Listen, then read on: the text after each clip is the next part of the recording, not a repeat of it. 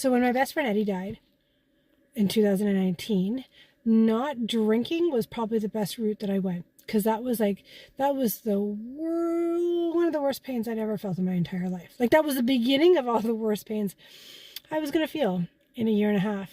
And I didn't drink. And I didn't drink because I didn't want to go down that rabbit hole of drinking, and then everything else turns into negativity. And then my whole life goes into a spiral, downward spiral. So I chose not to drink. I chose not to go down that path of thinking about alcohol, and wanting to rely on it during that really hard time, and having to put that Band-Aid on in order to get past that point. So I really had to feel everything.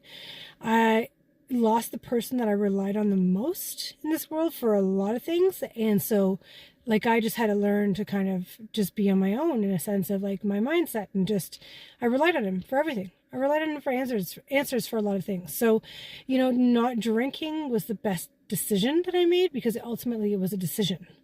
I chose not to go and drink and make things worse.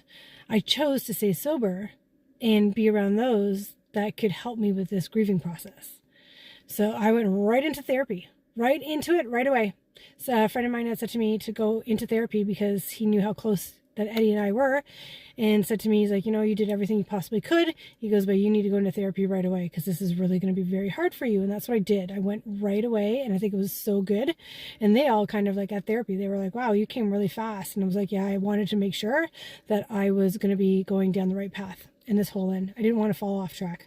So I worked so hard to get to where I was at. I didn't want to have something major like what had happened change me to go back to where I was and start from scratch. Don't forget to subscribe, like, comment, and share.